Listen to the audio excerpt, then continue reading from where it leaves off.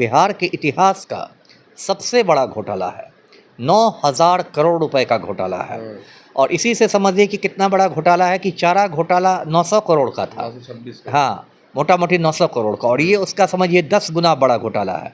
यहाँ तक कि जो सृजन घोटाला था 2500 करोड़ का, उसका भी रिकॉर्ड टेंडर महाघोटाला ने तोड़ दिया। तो पिछले साल जुलाई में ये घोटाला तब उजागर हुआ था जब ईडी ने पटना में छापे मारे थे, रिशु श्री के ठिकानों पर छापे मारे थे, और एक सीनियर आईएएस है संजीव हंस। देखिए, टेंडर घोटाले का सूत्रधार रिशु श्री अब दुबई भाग गया है। आइए इस मुद्दे पे हम बातचीत करेंगे, और बातचीत करने के लिए हमारे साथ पूर्व आईपीएस अधिकारी अमिताभ दास सर हैं। स्वागत है सर आपका। धन्यवाद आपका। रिशु श्री दुबई भाग गए घोटाला करके सर। जी, बहुत गंभीर बात है, बहुत सनसनीखेज खबर है, और दुख की बात है कि मीडिया में इस मुद्दे पर पूरा सन्नाटा पसरा हुआ है। देखिए, मैं दर्शकों को पूरा मामला बताता हूँ। ये जो रिशु श्री है, ये टेंडर घोटाला का सूत्रधार था, और इसके दुबई भाग जाने की खबर आ रही है।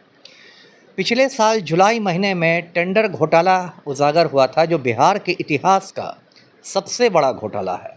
9,000 करोड़ रुपए का घोटाला है। और इसी से समझिए कि कितना बड़ा घोटाला है कि चारा घोटाला 900 करोड़ का था। 926 हाँ, मोटा मोटी 900 करोड़ का, और ये उसका समझिए 10 गुना बड़ा घोटाला है।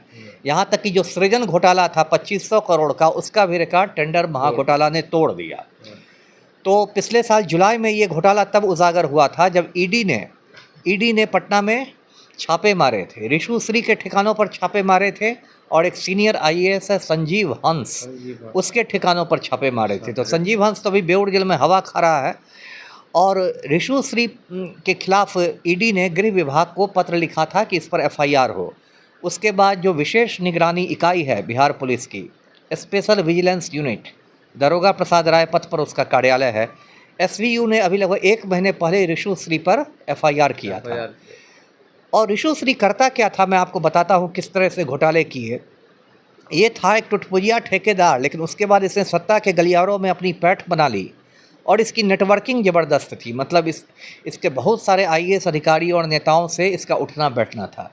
ये क्या करता था कि जो सरकारी विभागों में जो टेंडर निकलता है, जो निविदाएं आमंत्रित की जाती है, उसमें ये टेंडर मैनेज करता था। मतलब अपने मनपसंद ठेकेदारों को टेंडर दिलवाता था, और उसमें 9% के आसपास कमीशन लेता था। हाँ, मोटा मोटी। अब मान लीजिए वो जो कोई 50-100 रुपये का तो टेंडर निकलता नहीं है, 1000 करोड़ 2000 करोड़ का टेंडर निकलता है, तो 9% आप सोच लीजिए कितना का होगा।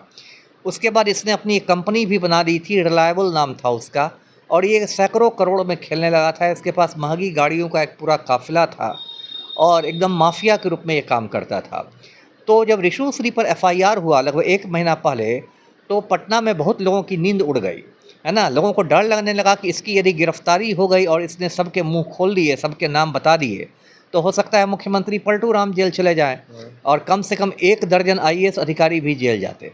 जैसे चारा घोटाला में हुआ ना, लालू यादव 42 महीने तक जेल में रहे, तो पूरा उनका राजनीतिक करियर तबाह हो गया। उसका आधा दर्जन आईएएस जेल में गए चारा घोटाला में। तो लोगों को लगा कि टेंडर घोटाले में भी पलटू राम जेल चले जाएंगे, 1 दर्जन आईएएस जेल चले जाएंगे।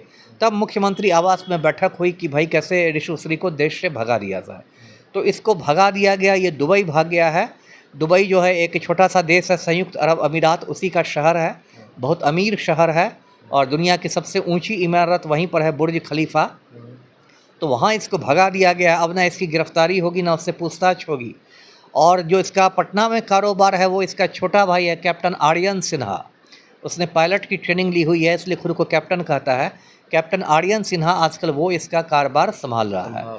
तो आपके चैनल से मैं यही मांग करूंगा कि रिशु श्री की जो संपत्ति है उसको जब्त किया जाए, इसके बैंक अकाउंट को फ्रीज किया जाए, और कैप्टन आर्यन सिन्हा को हिरासत में लेकर पूछताछ की जाए कि रिशु श्री कहाँ छिपा है, कौन लोग उसको भगाने में मददगार थे। ये सारी बातें आनी चाहिए। जी चलिए, तो रिशु श्री जो हैं वो दुबई भाग गए हैं, लेकिन उनको भगाने में कौन मदद किए हैं, उनके पीछे कौन लोग लगे हुए हैं, ये सरकार पता करे। खैर, आपकी क्या प्रतिक्रिया है हमारी बातचीत को लेकर? आप अपनी प्रतिक्रिया कमेंट बॉक्स में जरूर दर्ज करें। तब तक के लिए देखते रहें द न्यूज़ हब।